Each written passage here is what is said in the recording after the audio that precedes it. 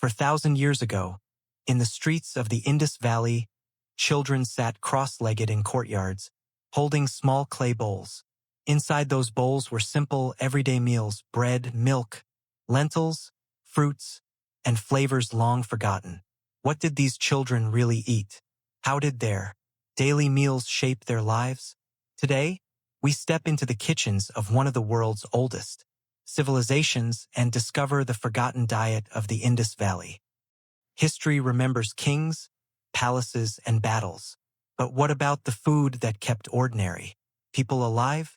The Indus Valley civilization, stretching across modern Pakistan and India, was home to millions of people. Farmers grew crops in fertile lands, traders brought exotic goods, and families gathered around clay hearths for meals. For children, food was not just survival, it was a reflection of culture, community, and love.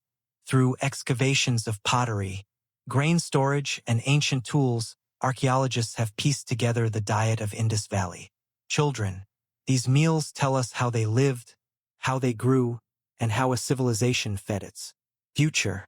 In this journey, we will uncover the daily meals of Indus Valley children, from their morning bread to evening treats, and rediscover the taste of a world that disappeared thousands of years ago. Every day in the Indus Valley likely began with bread, made from wheat or barley. Simple flatbreads were cooked on clay hearths. Mothers kneaded dough with water, flattening it into rounds before placing it on hot stones. Imagine the smell of fresh bread rising into the morning air while children sat eagerly, waiting for their first bite. For them, this bread was more than food, it was comfort, warmth, and energy for a day of play and chores. Cows, buffaloes, and goats were central to the Indus Valley economy. Milk was a staple, consumed fresh or turned into yogurt. Children may have started their day with clay cups of milk, sweetened with honey or dates when available. Picture a child drinking milk from a simple earthen cup, a smile spreading across his face. Dairy nourished their growing bodies, becoming a bridge between farming and family life. Fruits like jujube, bear, dates, and melons grew abundantly in the Indus Valley. Children plucked them fresh from trees or received them in baskets from traders. Imagine a group of children sitting in the shade, sharing handfuls of berries, juice dripping down their hands as they laughed. These fruits were sweet escapes in a world where sugar did not exist, tiny treasures of flavor that turned ordinary days into feasts. By midday, children ate more filling meals: bowls of barley porridge, wheat bread, or rice. In later periods, these meals were simple but nourishing, cooked slowly in clay pots over open fires. Imagine a young boy scooping warm porridge with his fingers, while his sister dips bread into a lentil stew. Food was shared, eaten together on the ground, binding families.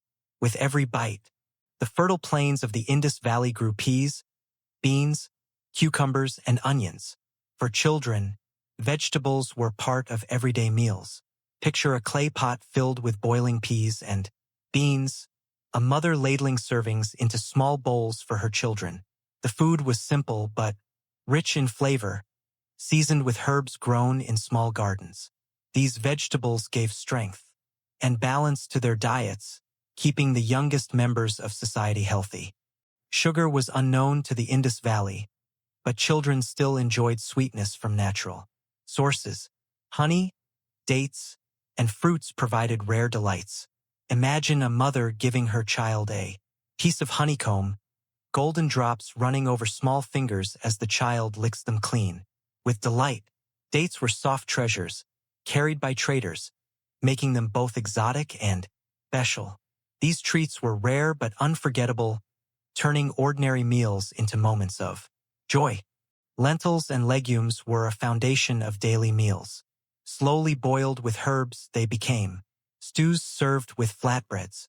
Picture a clay pot simmering with bubbling lentils while children sit cross-legged, dipping bread into the thick stew.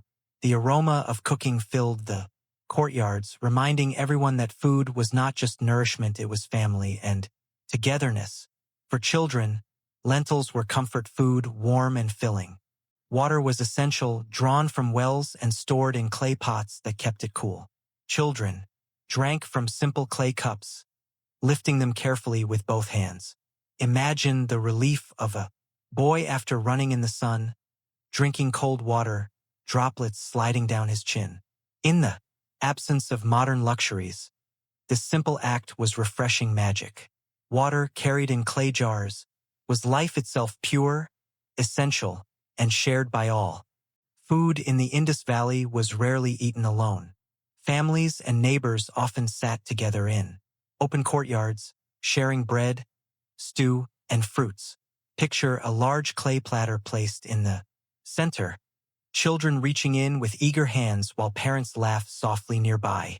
Meals were moments of bonding, where stories were told and traditions passed down. For children, these gatherings turned food into memory. Though the Indus Valley did not have the vast spice culture of later India, herbs like coriander, sesame, and mustard seeds flavored meals. Imagine a mother sprinkling crushed coriander leaves over steaming lentils before handing the bowl to her child. The flavor was subtle, but it made ordinary meals special. Children grew up learning the taste of the land, itself seasoned by nature. Grains like wheat and barley were the backbone of the Indus Valley diet. For children, these grains became bread, porridge, and even roasted snacks. Picture children sitting with handfuls of roasted barley, crunching happily while watching elders work in the fields. Farmers stored surplus grains in massive granaries, ensuring no child went hungry during lean months. Food security was one of the civilization's greatest strengths, and it started with grains that filled small stomachs every day. In the later phase of the Indus Valley, rice began to appear in small quantities. Though not as common as wheat or barley, it added variety. Imagine a clay pot filled with steaming rice, a child scooping it with eager hands while smiling at the novelty. Rice was rare, almost like a delicacy, making it a special part of children's meals when available. Its arrival showed how diets evolved with trade and farming. Not every meal was formal. Children also enjoyed quick snacks. Nuts like sesame seeds and chickpeas may have been roasted and eaten by the handful. Picture children chasing each other in the street, holding small clay bowls of roasted chickpeas, laughing as they pop them into their mouths.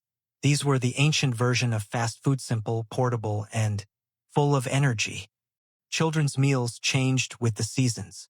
In summer, melons and cucumbers cooled their bodies. In winter, steaming stews and bread warmed them.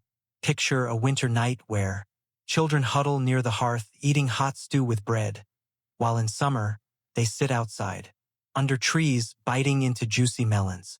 These seasonal meals tied children directly to nature's cycles, teaching them to live with the rhythm of the earth. Meals for children were prepared in clay pots of different shapes, wide jars for storage, deep pots for boiling, and flat pans for bread. Imagine a mother lifting a heavy clay pot off the fire, steam escaping, as children gather eagerly. These vessels gave food its earthy flavor, connecting meals to the soil itself. For a child, the sight of smoke rising from clay pots meant one thing: food was ready. Meals in the Indus Valley were rarely eaten in isolation. Children shared food with siblings, cousins, and neighbors, learning the value of sharing from an early age. Picture a family seated on the ground in a courtyard, children breaking pieces of bread and passing them to each other. Parents smiled, knowing these simple acts of sharing strengthened ties. Food was more than nutrition, it was a lesson in generosity, kindness, and community. Even without modern spices, the Indus Valley used herbs like coriander, fennel, and mustard seeds to season food. For children, these herbs added little surprises to every meal. Imagine a young girl biting into a piece of bread sprinkled with sesame, her face lighting up at the nutty taste. These herbs not only flavored food but also carried medicinal benefits, keeping children healthy in a world without modern medicine. Food was often linked to rituals and traditions. Before planting or harvest, families may have offered portions of bread, grains, or milk to the gods. Picture children watching elders place bread on a stone altar, the fire burning as smoke rises into the air. Later, children ate their meals with the belief that they were blessed by divine protection. In this way, food was not only physical, it was spiritual nourishment too. Trade brought rare foods like dates, spices, and dried fruits into the Indus Valley. These were special treats given to children only on important occasions. Imagine a child's eyes widening as his father hands him a handful of dates brought from faraway lands. These moments made trade not just economic, but personal, turning distant lands into sources of childhood joy. For children, the arrival of traders meant stories, wonders, and sometimes a taste of the exotic. As the day ended, families gathered for their evening meals. Children sat close to the hearth, eating bowls of stew or bread while listening to stories told by elders. Picture the glow of firelight on eager faces, bowls in their hands, as the night sky stretched above. Evening meals were moments of peace, laughter, and storytelling. For Indus Valley children, dinner was not only food, it was memory, warmth, and belonging. Children's meals in the Indus Valley were not only about taste, but also about health. The grains, lentils, vegetables, and dairy created a balanced diet that supported growth. Imagine a mother carefully feeding her child lentil stew, knowing it gave strength for the day ahead. Without modern doctors, food itself was medicine. Milk gave calcium for strong bones, beans gave protein, and herbs soothed the body. Through meals, parents kept their children healthy and strong enough to survive the challenges of ancient life. On special occasions, children tasted meals far richer than their daily bread and porridge. Festivals brought extra fruits, sweets made with honey, and large platters of food shared by entire communities. Picture children running through decorated streets, grabbing sweet pieces of bread dipped in honey, laughing with friends. These feasts created memories that children carried for life, moments when food was joy beyond survival. Festivals transformed ordinary meals into celebrations of culture. For Indus Valley children, food was not only eaten, it was part of stories. Elders may have told tales about gods and heroes using food as symbols. Milk as purity, grain as strength, honey as wisdom. Imagine a grandfather telling children how the first bread was a gift from the gods while they eat it around the hearth. These stories turned meals into lessons, teaching children values with every bite. Food became a language of wisdom passed down through generations. Not every season was generous. During droughts or poor harvests, children sometimes ate less, surviving on smaller portions of bread and boiled grains. Picture a family sitting quietly, dividing a single flatbread into pieces, making sure every child received a bite. These moments taught resilience and sharing. Even in hardship, food was a reminder of survival and unity. Scarcity shaped character, teaching children the value of every grain. Every child remembers the taste of their earliest meals. For Indus Valley children, it was the earthy bread, the creamy milk, the sweetness of dates, and the warmth of lentil stew. Picture a little girl licking honey from her fingers, or a boy smiling after biting into roasted barley. These small joys made up the taste of their childhood. Though thousands of years have passed, the memory of those flavors lingers in the artifacts we uncover, telling us that childhood, no matter the age, is always filled with food, love, and laughter. Meals shaped the identity of Indus Valley children. The bread they ate, the milk they drank, and the fruits they enjoyed connected them to their land and culture. Picture a boy holding a piece of bread, watching his father in the fields, realizing that food came from hard work and tradition. Every meal tied them to their ancestors, creating a sense of belonging. For children, food was not just survival, it was a mark of who they were. Sweetness was rare, but unforgettable. When a child received honey or dates, it felt like a luxury. Picture a girl clutching a small clay bowl of dates, her eyes sparkling with excitement, as she shares one with her friend. These rare moments created joy that lasted longer than the taste itself. For Indus Valley children, sweets were treasures of childhood. The hearth was the center of every home, where meals were cooked and life revolved. For children, it was also a classroom. Picture a mother teaching her daughter to knead dough, or a father showing his son how to stir lentils. These lessons went beyond cooking. They taught responsibility, patience, and survival. Around the fire, food became education, preparing children for the future. Even ordinary meals could become celebrations.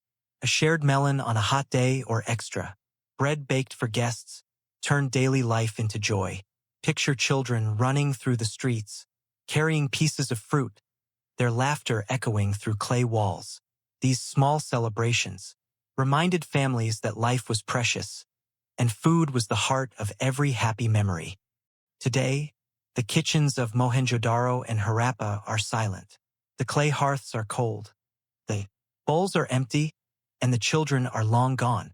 Yet, through the remains of grains, pots, and toys, we can still imagine the taste of their meals. Bread, milk, lentils, fruit, the simplest of foods carried the greatest of meanings. These meals remind us that while civilizations rise and fall, the love of food and family never disappears.